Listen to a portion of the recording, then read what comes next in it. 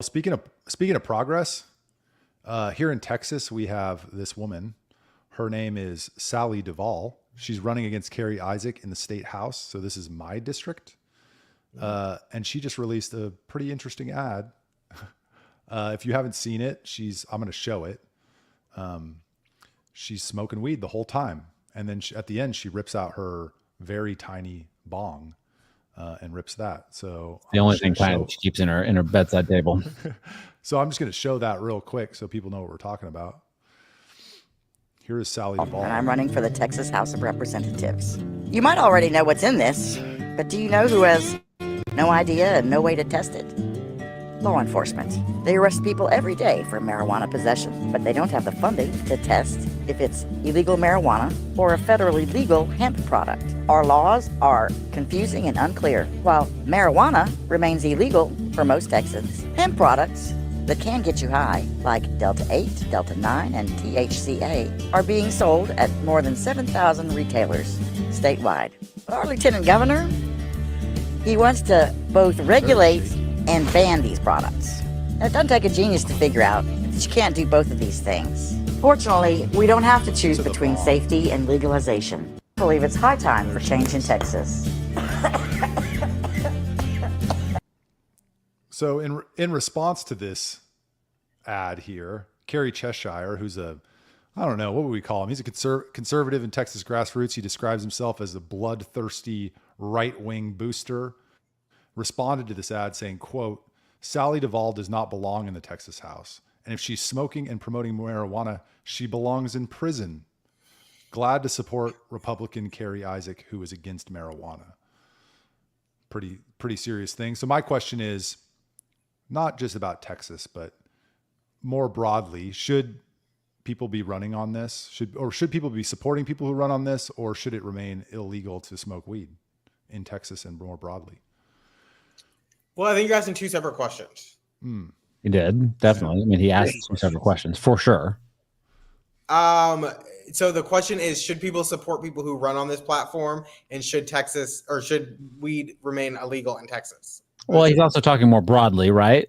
Yeah. Well, Joe Biden said he was going to declassify marijuana. So this is something that comes up pretty much every election cycle where they talk about it, and then conservatives start screaming bloody murder. And I don't really care either way, although I don't have an argument to not do it, right? Like, might as well just do it at this point. People smoke weed in the streets, go to New York any given day. The problem I do have when you do go to New York now that it's legal is you do smell it everywhere. And it is what it is, but it's like smelling like cigarettes in the 90s when they used to be able to smoke everywhere. It's just everywhere all the time. But do I have a moral issue with making it legal? No, I think it's stupid. Might as well make it legal at this point, but I don't feel that strongly about it one way or the other. And it's good that candidates are pushing the needle on things that they believe in. Go run on it. Great.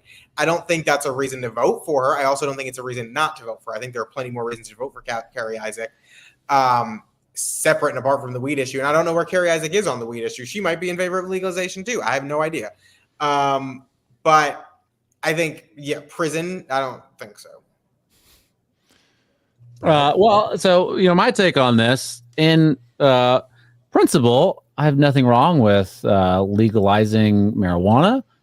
On principle, of course. In practice, I think that there's a lot wrong with it, right? Because we have a safety nets and all sorts of stuff where people can make awful decisions, and the rest of us pick up the tab, right? And so if we didn't have that system, if people were just left to make their own decisions and then suffer the consequences of their decisions, then that would be fine. I don't particularly like marijuana. I don't have a lot of pothead friends. I have friends that certainly smoke it from time to time or take a gummy or whatever. And that's fine, but they also maintain a normal life where they are responsible for themselves. And I think that stuff like this, we're just going to give it's going to lead to more social disorder, I think, so long as there's that security net, that safety net that the government's going to be there to pick up the pieces. I think there's also the problem of people don't know what the fuck they're doing with marijuana. And it's not the same marijuana that used to be, whatever. They say this a lot. It's not your grandpa's weed, right? I'm sorry. Pick up what pieces from smoking weed? Like, what's gonna happen? Oh, you don't think that weed like makes people like there's no side effects? Like there's nothing negative about it? I'm asking you. You said pick up the pieces, so I'm asking you what pieces. Like in my head, as you're saying this, I'm envisioning that commercial that they used to have. Like, this is your brain on weed, where the girl like melts into the couch. Right? Like, what do you think happened? Like, what do you? I'm curious. Like, what you mean by pick up the pieces? Well, there is certainly negative mental side effects to it. If you and it's not everyone experiences them, but some people do, and that's recorded. That's not up for debate. That happens. Now, how much and what the severity is going to be from person to person, of course. But it's also, I don't know how many people, we probably all know people that got into weed at a certain age and just sort of lost their motivation, their drive to do things. Not everyone is like that. Some people do fine with it, right? But it's going to affect people differently, right? I can almost guarantee that if I was some sort of pothead, I probably wouldn't be doing the things that I'm doing today. I probably wouldn't be quite as productive, right? And if I am not quite as productive, then maybe I start to lean on the state a little bit more. I have no moral qualms with people smoking weed. I have moral qualms with the nanny state and people taking care of people that make bad decisions constantly over and over. Then why aren't you advocating to get rid of the nanny state one? And why aren't you advocating? Michael, I advocate that all the time. Then like, know me, and I'm not, that my politics, and that I would be ecstatic if that happened. If the state dramatically shrunk 100%. Okay, then let me ask a different question.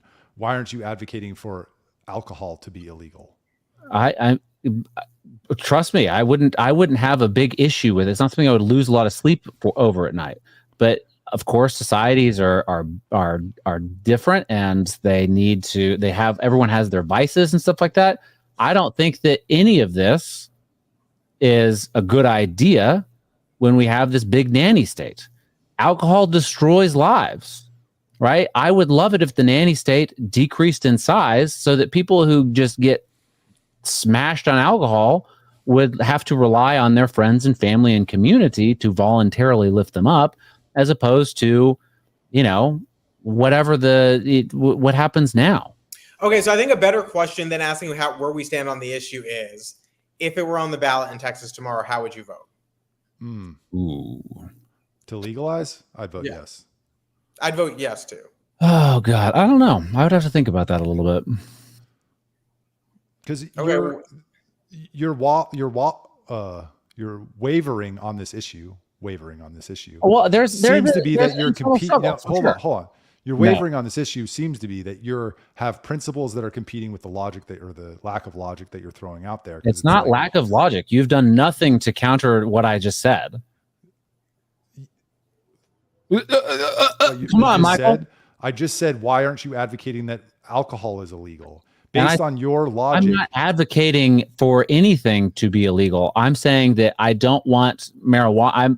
I wouldn't be super happy. I'm not going to be gung ho. I'm not going to support someone because they say they want to legalize marijuana. I'm looking at the bigger picture and thinking, yeah, okay. I mean, on principle, moral grounds, I don't really care if Charles is going to get high before the show. Charles, I didn't say that you are. God, I know.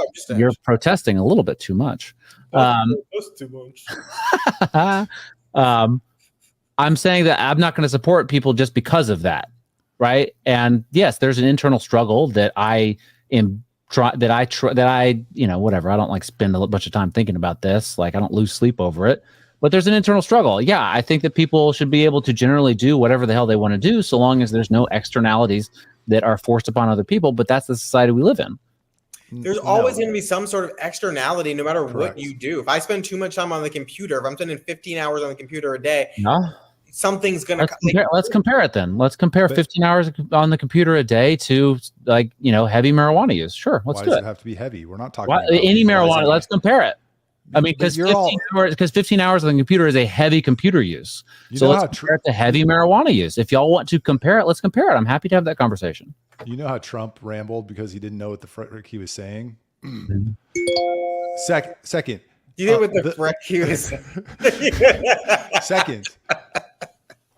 Second, sorry, Brad. I don't mean to hurt your feelings. Second, Part of the nanny state is trying to protect people from making bad decisions with stupid laws. That is part of the nanny state. So you're saying, I don't want a nanny state. I'm going to support a nanny state law because of the nanny state. It just doesn't make any sense. Here's the thing. We have freedom and liberty in this country to do whatever the fuck we want to do. That is the more important principle here. The more important principle is I'm a grown man. The state shouldn't be telling me I can't do something because of the potential negative consequences it would have for me. And that's not even considering the fact that the negative consequences of weed are so significantly less than things that are legal. It only makes sense for weed to be legalized. Not because I'm a big smoker, because I'm not. I can't even remember the last time I smoked weed. It's been years. But just on the principle alone that people who have freedom and liberty and the right to decide for ourselves to make decisions that are good for us, but also to make decisions that are bad for us. And the existence of welfare programs is not a justification to not give me the freedom to make choices in my life.